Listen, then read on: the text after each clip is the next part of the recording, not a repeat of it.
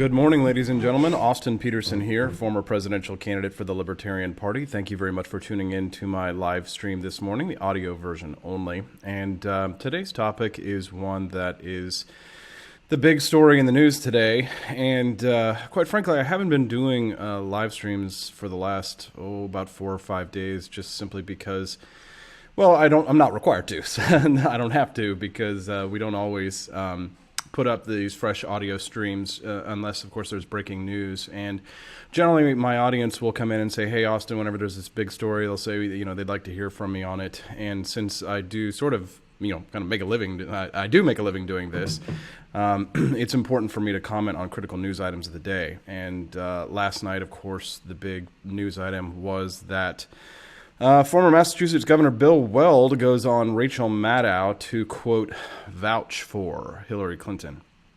And a lot of people have been criticizing Bill Weld in recent weeks, saying that, he's a shill for Hillary, he's a stalking horse, et cetera, et cetera. And at the Libertarian Republic, we've published several pieces that have done a little bit of in-depth analysis to try and give him the benefit of the doubt, simply because from an intellectual perspective, I think Bill Weld is what he's trying to say very clumsily is that he fears Trump worse than Hillary.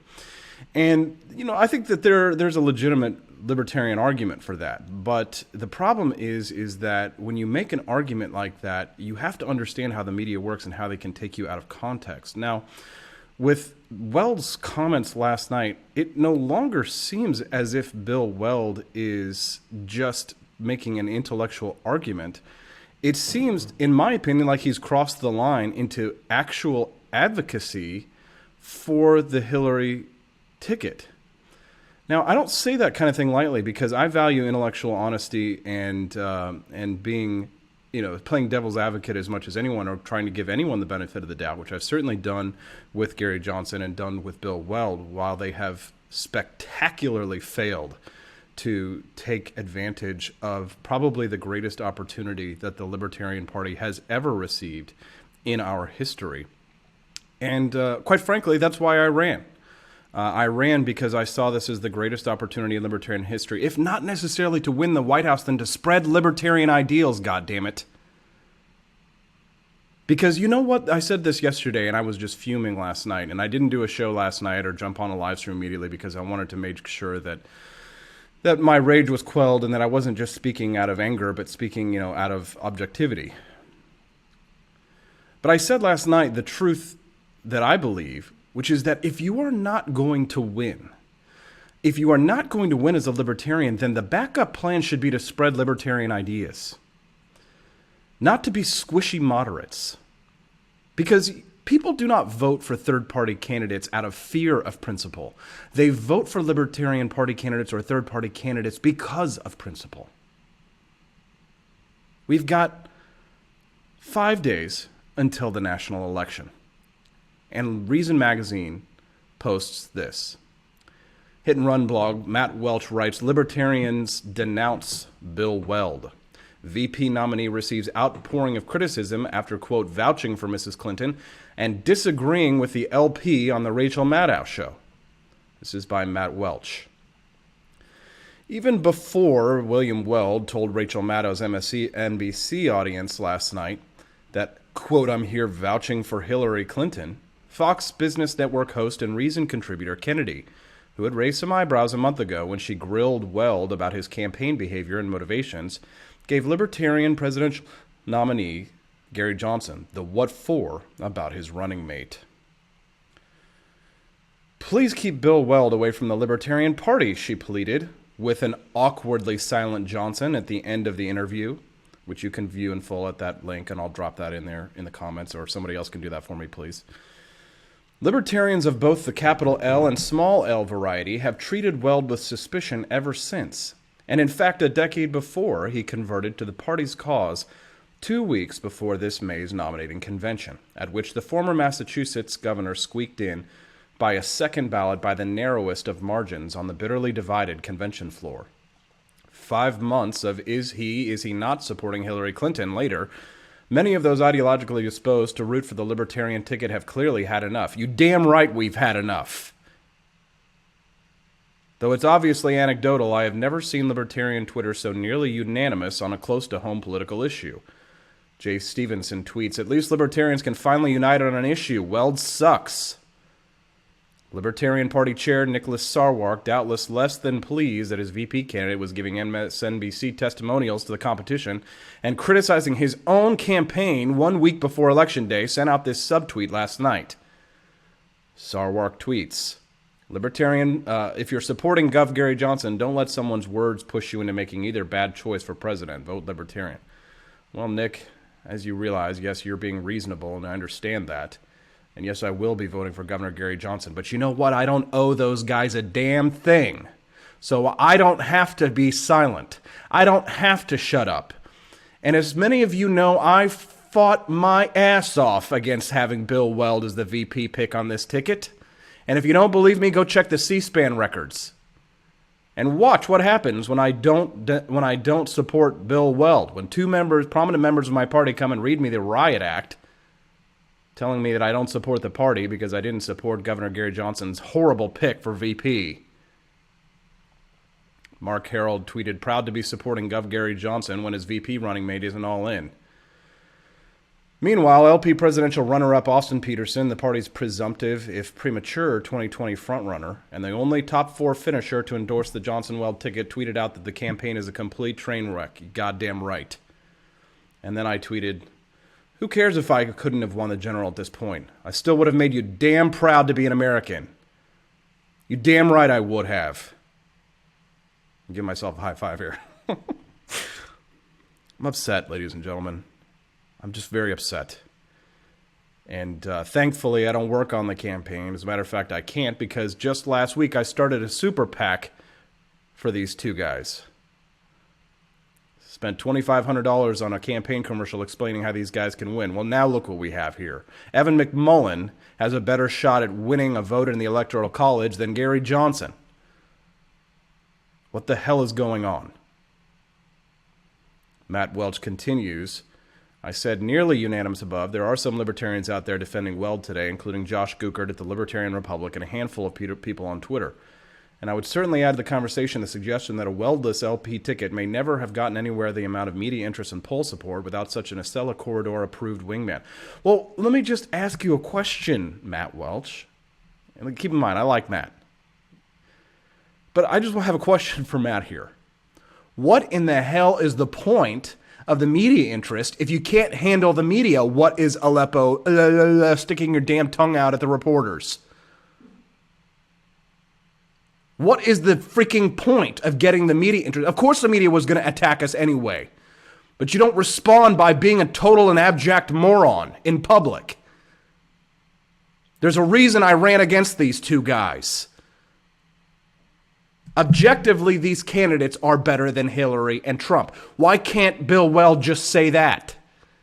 That's all you gotta say. Now, I've defended Weld because he does have some good points to his record. I've defended Weld in certain spheres because I see that some people have not been able to be objective about Bill.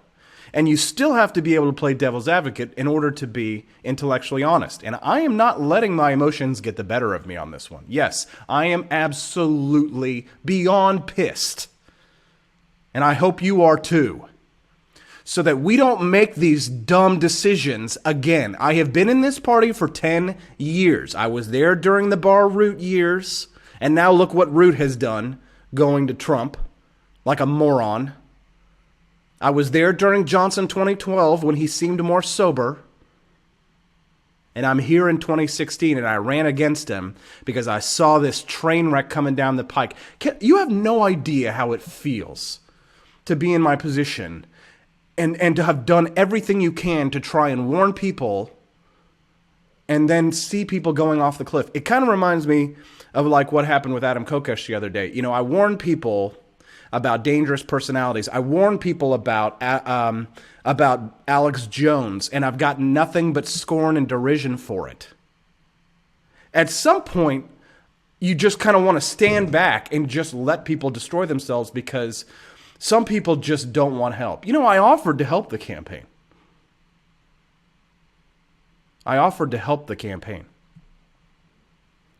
and they didn't want it. Matt Welch continues, but I think this widespread in-house revulsion at Weld's actions speaks to something positive, or at least flags an inflection point in libertarian politics. Fact is, for at least 4 years now, the LP has been the third party in the United States. Even after his recent tumbling in the polls, Johnson is polling more than double the support of the Green Party's Jill Stein as he did in 2012. He's currently projected by 538 to receive 4.7% of the national vote, which would more than quadruple the LP's previous record. And the party is beating the Greens like a gong on the state and local level, which is to say there's an argument to be made that libertarian politics has grown much bigger than any fleeting cult of personality, a la Ross Perot and the Reform Party. And there's a growing sentiment that maybe there's enough homegrown talent, fully fluent in libertarianese, to preclude the need for credibility grabs from the basket of normals. 8 years ago, the LP was desperate enough for mainstream acceptance that it wrote a former Republican congressman and the political huckster author of such books as Millionaire Republican to a desultory fourth-place finish and 0.4% of the vote. 8 years later, the party will get around 10 times the total while rebelling against its own far more impressive Veep nominee.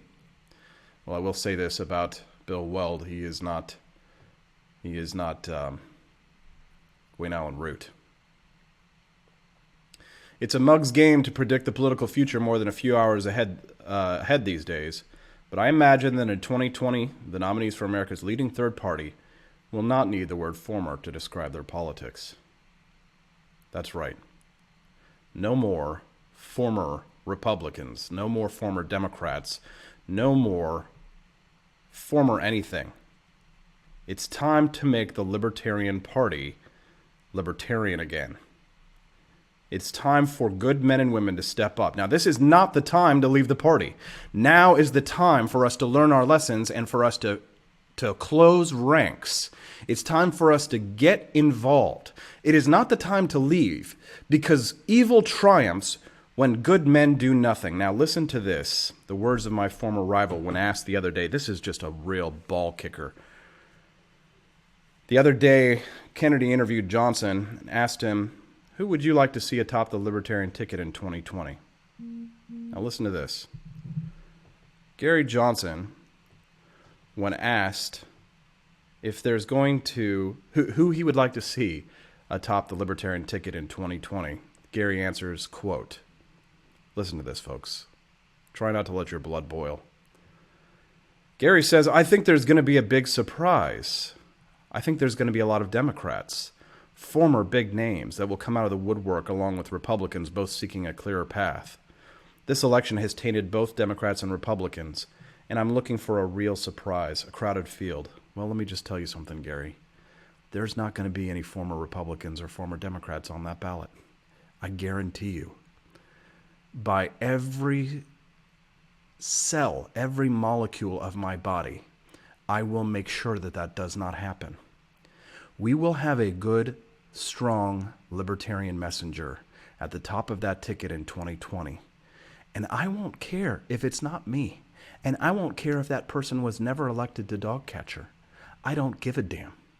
Because the people who fight for liberty fight not because of credibility. Because why in the hell would we want to be credible with the type of people who don't support us or disagree with us? Why do we care about credibility for people that are actively working against us? No more failed Republicans. No more failed Democrats. Ladies and gentlemen, I'd like you to do me a favor today. Join the Libertarian Party. Meet me in New Orleans at 2018 at the next Libertarian National Convention. Join my Freedom Ninja Army, and let's work together to make the Libertarian Party libertarian again. Thanks very much for listening to my audio live stream, ladies and gentlemen. 5 more days. Just 5 more days.